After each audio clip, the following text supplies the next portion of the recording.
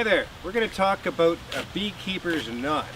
It's a knot that was taught to me by Fred Smith, the first beekeeper I worked for up in the Peace River in Alberta. He called it the California bee knot. It's got some really unique advantages, easy to tie, easy to untie. That's particularly important. We like to use, or I was taught to use it with a hook. So we have a hook underneath the bed of the truck, and there's a hook that corresponds, they're mounted in a way that they correspond with where the supers will sit on the truck. So they automatically have that rope in just the right place. The kind of rope that we use is a hollow core rope. Doesn't particularly matter, just a good strong rope. The older one they get, the easier they are to work with, much more pliable. But we'll start with this. And what we're going to do is be securing these honey supers. I'm on my way out to Bee Yard this afternoon to add these supers to collies, so we want to secure them down. We have the supers all set up here on pallets to keep the goo off the truck, and then we have covers on top here to keep bees from robbing, and they tie down really well. We always tie against the side of a box because it's much stronger than the front end of the box. The lids do help with that a bit, but we tie from the side. So we'll just get our sides up there, and then we'll undo our rope, and we're going to show you in real detail how this knot is put together. Okay, so we're going to secure the load on the truck here now. We use the loop end of the rope. We put it on the hook down here, and then we turn that around to loosen off our bundle of rope there. What I'm going to do is do a double throw here. So I'm going to put my foot on one end of the rope and throw the rope over. A good overhand throw works well because you can place it properly. So you've seen now that I've thrown the rope over, and I've saved myself the time of throwing it back by throwing it over all at once. Now we'll go and do the knot from here. So we've got the rope in place, and we'll tie the knot. So we're on the other side of the truck. First thing, we center the rope at the top of the load here. Then we bring it down to the hook and just hook it on. And that's the advantage of the hook. We don't have to feed the end all the way through a loop or around a bar. We just drop it under the hook. We then bring the rope up and we make it into a T, or you could consider it like an upside down 4. Then we grab the bottom and just let go of the rest of the rope and pull that up, making lots of slack so that we get a loop there. I call that the rabbit. There's the rabbit in front of you there, and we grab a hold of that rabbit, and then we need to make a little home for the rabbit, a little hole in the ground.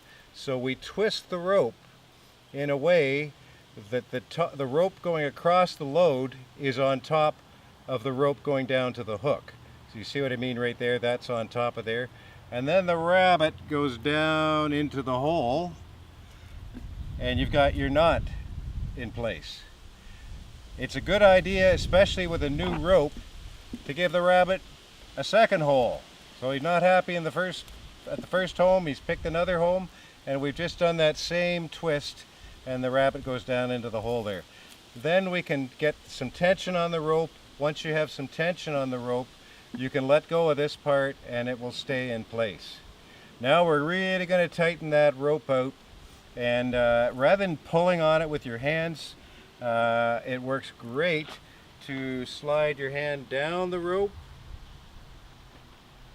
drop a loop down here to where your foot has some room to push down, wrap the rope around your hand so you don't have to have a death grip on it. It'll just kind of hold itself there, and then you can pull down on the rope, and you can put an amazing amount of tension on the rope using your foot, and it saves a lot of strain on the hands and so on.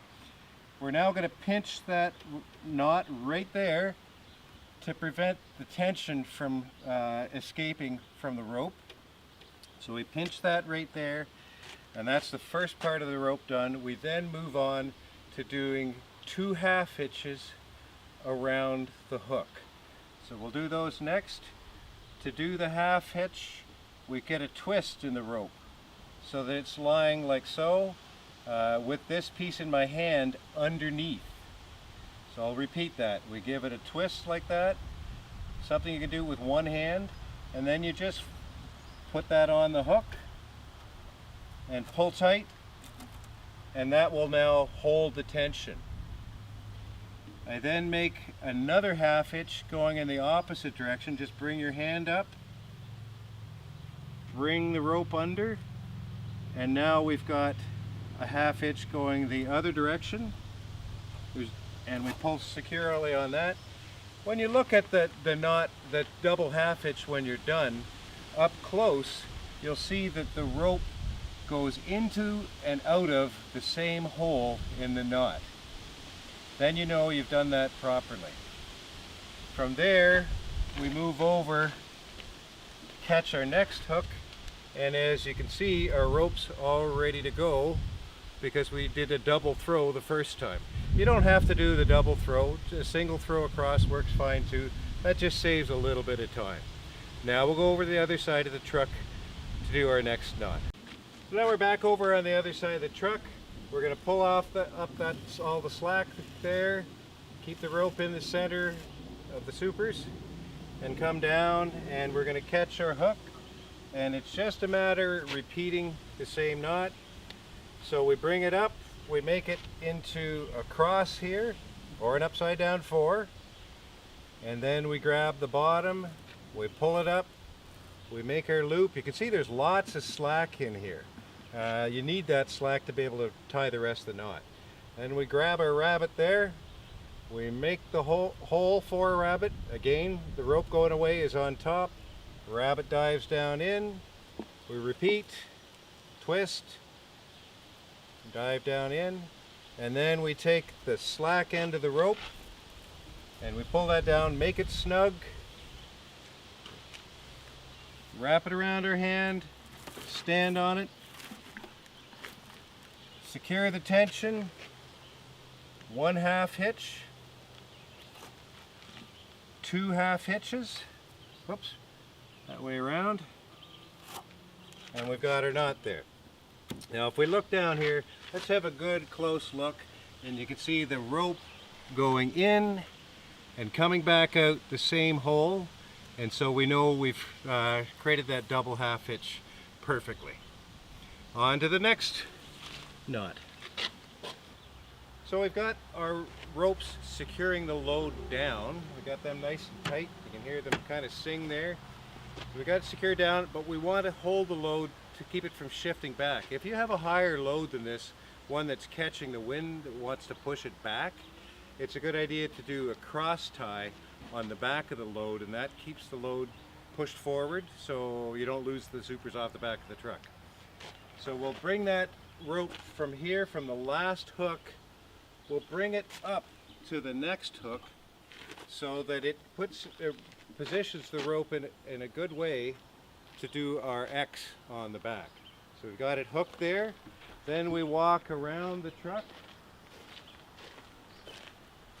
and we secure it to the first hook on this side of the truck, and we just do our normal beekeeper's knot there.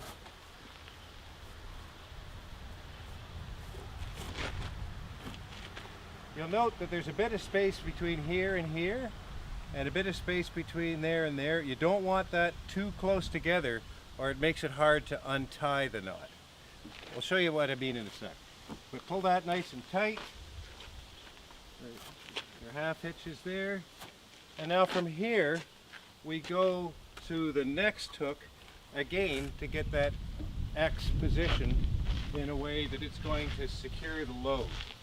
It's forward so that it's at an angle that helps secure that load. We then just tie this off just like we've done the last several knots. We have our ropes cut to a length that works for a variety of different heights of the load, but I basically have them cut to a length 50 feet. Because I can do 2 stacks with that. I've got a shorter load today, so we've got excess at the end here. And we need to be able to get that up out of the way and keep it nice and safe. So we do a little coil, like so, coil it around like that, fairly small coil, and then we bring that coil up here, hold it crossways, and then feed it through behind the rope and then into itself, and that creates a nice secure bundle to travel down the road with. So now we're going to untie the knot. This is where the knot really shines. It's so easy to untie that you can do it with one finger. Everything falls apart, there's no ends to feed through, and no matter how tight you have that knot done, it's easy to untie.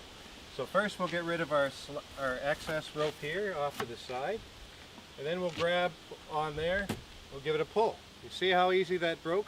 Basically what we did was we flipped that rabbit hole upside down, and then that created all this slack so the rope can then be undone, and we just undo the rest, push it off the hook, and it's undone. Easy peasy. So now that we've untied the knots, we've got this mess of rope to clean up here. What we're going to do is coil it in a way that eliminates any chance that we'll be putting a twist in the rope as we go. When you get a new rope, this is a little bit harder to do. Just make sure you don't ever get a twist in the rope. So don't let anybody else coil up your ropes for you. Do it yourself, and I'll show you a good way of doing that. You start with the loop end. Give yourself maybe 3 feet of slack, something like that. And then you use your arms, the length of your arms, to get the same distance of coil. And you just drop it down like so, and leave it lying flat in front of you. We'll do that again, arm's length, drop it down flat, and you'll notice I'm twisting this hand a little bit this way or a little bit that way to get the rope lying flat. Twist it like so, same length, extend our arms, get it lying flat by twisting her hand a little bit this way or that, and out, so on. This works great for electrical extension cords, any kind of rope that you're using where you want to avoid twists, because those twists lead to kinks and a lot of frustration. So we just keep on going with that.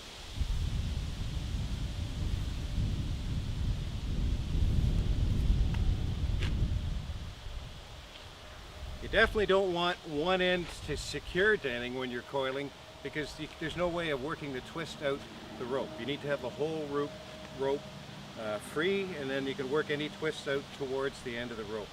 So now I've picked up the rope and bundled it in my hand like so. We've got that length there, and then we hold it nice and tight.